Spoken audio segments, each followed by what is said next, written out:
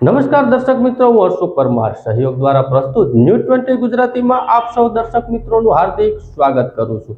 જોઈએ આજના મુખ્ય સમાચારો।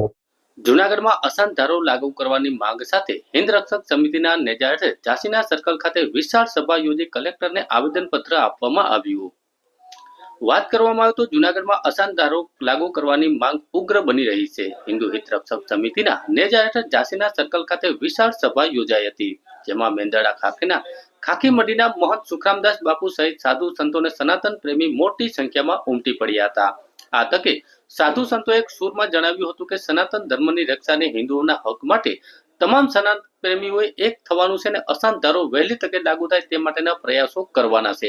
ઉપરાંત હિન્દુ હિત રક્ષક સમિતિના સંયોજક જય કેશવાણીએ જણાવ્યું હતું કે અશાંત ધારો સાવરકુંડલા સહિત અન્ય નાના નગરોમાં લાગુ થઈ શકતો હોય તો શા માટે સરકાર દ્વારા જૂનાગઢમાં લાગુ કરવામાં આવેલ નથી। તેમણે વધુમાં જણાવ્યું હતું કે આગામી 1 મહિનામાં જો તેની માંગ નહીં સંતોષાય તો લડતના ઉગ્ર વેગ આપવામાં આવશે। સભા બાદ જરબર વરસાદી માહોલ સાથે ઝાંસીની રાણી સર્કલ ખાતે કલેક્ટર કચેરી સુધી મહારેલી યોજાઈ હતી। સનાતન પ્રેમીઓના હાથમાં અશાંત ધારો લાગુ કરવાના બેનરો જોવા મળ્યા હતા। બાદમાં મુખ્યમંત્રી ભૂપેન્દ્રભાઈ પટેલને સંબોધીને અધિક કલેક્ટરને આવેદનપત્ર પાઠવવામાં આવ્યું હતું।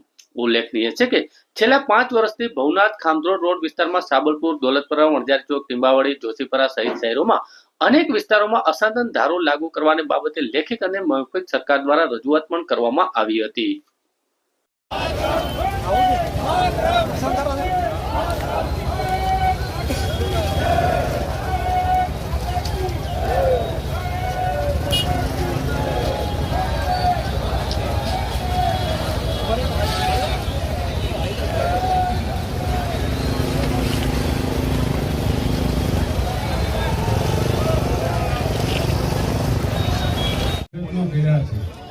અને આવી જયકારથી અશાંત ધારો ન મળે, થોડો જય જયકાર આપણા હિન્દુત્વની અંદર આપણા ભગવાન શ્રી રામની જય બોલવાની છે, આપણા દેશ ભારત માતાની જય બોલવી છે।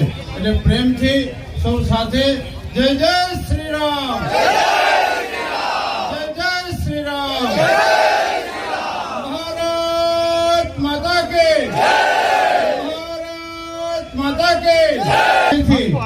આપણા હિન્દુ સમાજની અંદર જે મુશ્કેલી પડી રહી છે એ વર્ષોથી આપણે એક માંગ છે કે જે વિસ્તારની અંદર આવી મુશ્કેલી પડી છે ત્યાં સરકાર શ્રી અશાંત ધારો લાવે અને એ વિસ્તારની રક્ષા થાય। આ માટેની માંગણી માટે અનેક વિસ્તારની સોસાયટીઓએ ખૂબ રજૂઆતો કરી છે, પણ આજે સમસ્ત સનાતની હિન્દુ સમાજ એક થઈ અને આપણે રજૂઆત કરવા જઈ રહ્યા છીએ। આ રજૂઆતની અંદર આપણા હિન્દુ સમાજની અંદર જે આસ્થાના કેન્દ્રો છે એવો સમસ્ત સંત સમાજ આપણી સાથે છે। એટલે આપણે સૌએ ખૂબ હૃદયથી ભાવથી આ કાર્યની અંદર જોડાવવું જોઈએ અને શાંતિથી રાખી અને કલેક્ટર શ્રીને આપણે આવેદનપત્ર આપવાનું છે। આ માંગ દરેક જિલ્લા, દરેક તાલુકામાં હોવી જોઈએ અને થશે। મેં તે દિવસે સૂર્ય મંદિરની અંદર કીધું હતું કે દરેક વિસ્તારની ઈચ્છા તો છે જ, પણ કોઈક આગળ જોત લઈને ચાલે। અહીં જુનાગઢની અંદરથી એક એવી પ્રવાહ ચાલુ થાય આખા ગુજરાત રાજ્યની અંદર જ્યાં જ્યાં હિન્દુ સમાજને આવી મુશ્કેલી છે એની અંદર સરકાર આપણે સહકાર આપે।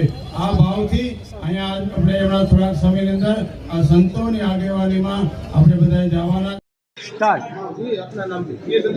જય સિયારામ, સંદીપ પેથાણી, હિન્દુ હિત રક્ષક સમિતિ સંયોજક।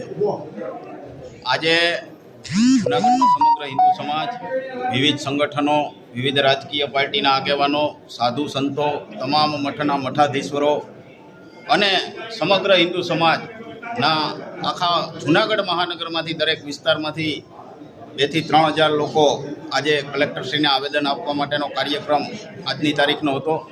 તો શાંતિપૂર્ણ માહોલમાં ઝાંસીની રાણીના પુતળાથી એક પ્રસ્તાવના થઈ, એક નાની એવી સભા થઈ અને પછી આ આવેદનપત્ર આપવા માટે લોકો શિસ્તબદ્ધ રીતના અહીંયા આવ્યા હતા। અહીંયા ડેપ્યુટી કલેક્ટરશ્રીને આવેદનપત્ર આપવામાં આવ્યું। આ અશાંત ધારો જે છે એની માગણી છેલ્લા 4 થી 5 વર્ષથી આ જૂનાગઢના વિવિધ વિસ્તારોમાં, જૂનાગઢના વિવિધ લોકો દ્વારા, અનેક લોકો દ્વારા આ માગણીઓ થઈ રહી છે। આજે 2 દિવસ પહેલાં માલીવાડામાં પણ એક બનાવ બન્યો, તો આવા અનેક બનાવો જૂનાગઢના છાસવારે બને છે। તો એના માટે હિન્દુ લોકો દ્વારા અમને સંગઠનના લોકોને ઘણી બધી રજૂઆતો થતી, એટલે અમે નક્કી કર્યું કે સમગ્ર હિન્દુ સમાજને મહાનગરમાં ભેગો કરી અને એક આવેદનપત્ર આપવું અને સરકારશ્રીને, મુખ્યમંત્રીને સંબોધી અને કલેક્ટર સાહેબને આવેદન આપેલું છે. અને મારી રાજ્ય સરકારને પણ એક અપીલ છે કે નાના નાના શહેરોમાં જો અશાંતધારો લાગતો હોય તો જૂનાગઢની આ પ્રજાનો અવાજ છે, આ અવાજનો એક પ્રકારનો હવે પછી થોડા સમયમાં જ અશાંતધારો લાગુ કરે. આપ સર્વે કરવાનો હોય, કાયદાકીય પ્રક્રિયા કરવાની હોય, જે કંઈ કરવાનું હોય એ ઝડપથી કરો. કારણ કે હવે હિન્દુ સમાજનું જે વસ્તુ છે કે હિન્દુ સમાજ જે એનો અવાજ છે એ અવાજ હવે આપણે ડામતા હોય એવું લાગવા માંડે છે. તો મારી તમામ રાજકીય પક્ષોને પણ અપીલ છે કે તમે તમારા લોકો જે ઉપર રાજકીય લોકો છે એને પણ કહો કે આ જૂનાગઢની પ્રજાનો અવાજ છે. આજનો જે આ આવેદન છે એ સમગ્ર હિન્દુ સમાજનું આવેદન છે. દરેક ધર્મના લોકો, દરેક ધર્મના સાધુ સંતો, દરેક સંપ્રદાયના લોકો, પ્રોફેશનલ લોકો, ભાઈઓ તથા બહેનો આ આવેદનમાં હાજર હતા. એટલે એનો મતલબ એમ છે કે સમગ્ર હિન્દુ સમાજને આની જરૂરિયાત છે. તો આ જરૂરિયાતને સમજીને રાજ્ય સરકારને મારી વિનંતી છે કે તાત્કાલિક ધોરણથી અશાંત ધારો જૂનાગઢમાં જે વિસ્તારોમાં મારવાનો છે ત્યાં અશાંત ધારો લગાવે અને લોકોની હિન્દુ સમાજની લાગણી અને માગણી જે છે એને માન આપી અને તાત્કાલિક અસરથી સરકારશ્રી દ્વારા પગલાં લેવામાં આવે. જય ગિરનારી. આજરોજ જ્યારે આ શાંત ધારા લાગુ થાય આપણા જૂનાગઢ વિસ્તારની અંદર, એના માટે અમારા જે હિન્દુ સનાતન ધર્મના તમામે સંગઠન છે, સંગઠનો દ્વારા અંદાજે 3,000 થી 3,500 માણસોને સાથે અમે કલેક્ટરશ્રીને આવેદનપત્ર આપવા માટે અહીંયા આવ્યા. અને કલેક્ટર સાહેબશ્રીએ ખૂબ સારી શાંતિથી જે અમારા નાયબ કલેક્ટર છે એમને પાસેથી અમારા આવેદનપત્ર લેવડાવ્યા છે. અને આવેદનપત્ર લઈને સાહેબ કીધું કે હું પોતે બાંચીને એમાં જે યોગ્ય પગલાં લેવામાં આવશે હું લઈશ. અને અમારા જે હિન્દુ સનાતન ધર્મના જે ઉપાસકો છે, સાધુ સંતો છે, સેંકડોને તાદાદમાં સાધુ સંતો પણ આ રેલીની અંદર જોડાના છે. અને આજે જ્યારે વરસાદના માહોલ છે, એવા વરસાદના માહોલની અંદર અમારી બહેનો બેટીઓ પણ અહીંયા આવીને અને આ સંગઠનને સાથે આવેદનપત્ર દેવા માટે આવ્યા છે. અને જ્યારે આ આવેદનપત્ર આપવામાં આવતું હોય ત્યારે અમારા ગુજરાત સરકારને અમે હાથ જોડીને વિનંતી કરીએ, રાજ્ય સરકારને, કેન્દ્ર સરકારને પણ અમે હાથ જોડીને વિનંતી કરીએ કે અમારા જૂનાગઢને અશાંતિ ન થાય એના માટે તમે અશાંત ધારા લાગુ કરો. અને એની અંદર જે અમારા પોલીસ ભાઈઓ છે ને અમારા જે જવાનો છે એ ખૂબ સારી સાથ સહકાર આપ્યા છે. જે ઓફિસર વર્ગના લોકો છે એ લોકો પણ અમને બધાને સાથ સહકાર આપ્યા છે. અને આજે ખુશી બાતની છે કે અમારા જૂનાગઢની અંદર એક અવાજમાં, જેવી રીતે અમારા સંદીપભાઈ પેથાણી સાહેબ છે, સંગઠનને સાથે રહીને અને એક અવાજમાં અમારા હજારોને તાદાદમાં હિન્દુ ભાઈઓ ભેગા થયા છે. અને હિન્દુ ભાઈઓને ભેગા થઈને અહીંયા આજે આવેદનપત્ર આપ્યા છે. અને ભગવાન શ્રી રામજીના, ગિરનારી ભગવાનના નારા લગાડતા અમારા જે રસ્તામાંથી અહીંયા આવીને આવેદનપત્ર સાહેબને આપ્યા છે. એની અંદર અમારા જૂનાગઢના જે મીડિયા છે, ધર્મના 4 સ્તંભ છે, 4 સ્તંભમાંથી એક મીડિયા પણ છે. તો અમારા મીડિયા બંધુઓ જે છે, મીડિયા બંધુઓને પણ હું સાધુવાદ પેથાણી સાહેબ આપીશ કે મીડિયાના લોકો પણ સારા અને સાચા સમાચાર ઘર બેઠા બધાને બતાડે છે. આજે અમારા ડૉક્ટર દરજાના માણસ છે, પોતાના હોસ્પિટલ બંધ કરીને પણ અહીંયા આવ્યા છે. તમામ સાધુ સંતો પોતાના કાર્યક્રમ મોકૂફ રાખીને અહીંયા સુધી તક આવ્યા છે. એટલે હું બધાને સાધુવાદ આપું છું. અને તંત્રને, સરકારશ્રીને હું હાથ જોડીને પ્રાર્થના કરીશ કે હવે અમે બધા ત્રાઈમામ થઈ ગયા છીએ. હવે તમે આ શાંત ધારા લાગુ કરો જૂનાગઢમાં. અગર તમે મહિના દિવસની અંદરમાં આના પોઝિટિવ અમને રિઝલ્ટ નહીં આપશો તો અમે મહિના દિવસ પછી ઉગ્ર આંદોલન કરવા માટે ફરીથી તૈયાર થશું. અને હવે જૂનાગઢ પૂરતું નહીં, અને હવે અમે ગામમાંથી સ્વયંસેવકોને બોલાવશું અને ઘણા બધા હિન્દુને સંગઠનોને બોલાવશું. અને અમે કલેક્ટર ઓફિસમાં અહીંયા ઊભા રહેવાની જગ્યા ન મળે એવડો મોટો અમે આંદોલન આવનાર સમયમાં કરશું. એટલે હું સરકારશ્રીને પ્રાર્થના કરું છું કે હવે તમે આમાં થોડું ધ્યાન આપો. આ શાંત ધારા અમારા જૂનાગઢની અંદર લાગુ કરો. કારણ કે જૂનાગઢની અંદર અમારા હિન્દુ ભાઈઓ સેફ નથી. અમારા જે પોલીસના કર્મીઓ છે, અમારા જે પોલીસના ભાઈઓ છે એ એકદમ સેફ નથી. હમણાં થોડા દિવસ પહેલા મજવડી દરવાજા પાસે કેટલા બધા લોકો હમલા કર્યા છે અમારા પોલીસ ભાઈઓને ઉપર. પોલીસ ભાઈઓ પણ સેફ ના હોય એમાં અમે બધા ક્યાંથી સેફ હોઈશું? એટલે અમે સરકારશ્રીને પ્રાર્થના કરીએ છીએ અને ચીમકી પણ આપીએ છીએ. અગર તમે આમાં પગલાં નહીં ભરશો તો આવતા 1 મહિના પછી અમે ફરીથી આપ બધાને પાસે રજૂઆત કરવા આવશું. હવે જૂનાગઢના નહીં, ગામો ગામના હિન્દુ સંગઠનના ભાઈઓને બોલાવશું. જય શ્રી રામ, જય હિન્દ, જય ભારત.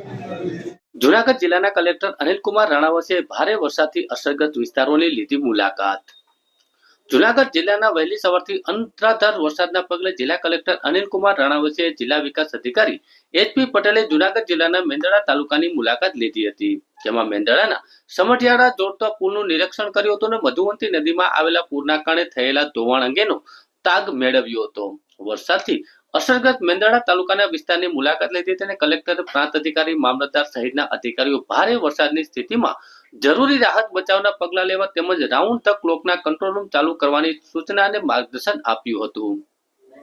જિલ્લામાં અતિ ભારે વરસાદના પગલે 50 થી વધુ માર્ગ બંધ કરવામાં આવ્યા છે. જેમાં સ્ટેટ હાઈવેના 21 રસ્તા, પંચાયત હેઠળના કુલ 50 રસ્તા બંધ કરવામાં આવ્યા છે. તેમજ વાહન વ્યવહાર માટેના ST બસના કુલ 15 રૂટ બંધ કરવામાં આવ્યા છે.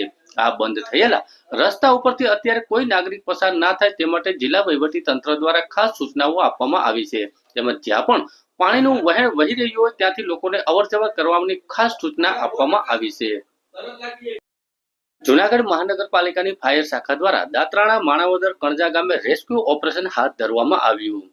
જૂનાગઢ મહાનગરપાલિકાની ફાયર શાખા દ્વારા અંદાજિત 36 વ્યક્તિઓને 7 પશુઓને સુરક્ષિત સ્થળે ખસેડવામાં આવ્યા હતા. ભારે વરસાદના કારણે જૂનાગઢ જિલ્લાના ઘણા ક્ષેત્રો પ્રભાવિત થયા હતા, જેને લીધે અનેક વિસ્તારોમાં પૂરની સ્થિતિ સર્જાઈ હતી. જેમાં જૂનાગઢ મહાનગરપાલિકાની જૂનાગઢની ફાયર શાખાની ઇમરજન્સી કંટ્રોલ રૂમ ખાતે કોલ આવતા માન્ય કમિશનર તેજસ પરમારની સૂચના અને ચીફ ફાયર ઓફિસર વિશાલ ટીમ્બડિયાના માર્ગદર્શન હેઠળ તાત્કાલિક ધોરણે બચાવ કામગીરી હાથ ધરવામાં આવી હતી. જેમાં જૂનાગઢ જિલ્લાના દાત્રાણા ગામે રેસ્ક્યુ કોલના અંદાજિત 15 વ્યક્તિઓ, માણાવદર ખાતે અંદાજિત 20 વ્યક્તિઓ અને અંદાજિત 7 પશુઓ તેમજ કણજા ગામે રેસ્ક્યુ કોલમાં 1 વ્યક્તિ મળી આમ અંદાજિત કુલ 36 અને 7 પશુઓને મહાનગરપાલિકાની ફાયર શાખા દ્વારા રેસ્ક્યુ કરી સુરક્ષિત સ્થળે સ્થળાંતરિત કરવામાં આવ્યા હતા.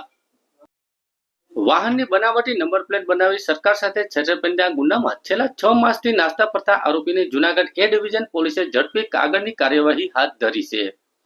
જૂનાગઢ રેન્જના પોલીસ મહાનિરીક્ષક નિલેશ જાંજવડિયા સાહેબ, પોલીસ અધિક્ષક સુબોધ ઓડેરા સાહેબ તથા જૂનાગઢ વિભાગના નાયબ પોલીસ અધિક્ષક હિતેશ જાંજલે સાહેબના સિદ્ધાંત માર્ગદર્શન હેઠળ જિલ્લામાં કાયદો અને વ્યવસ્થા જળવાઈ રહે તે હેતુસર નાસ્તા ફરતા આરોપીને ઝડપી પાડવા માટે ખાસ સૂચનાઓ આપવામાં આવી છે.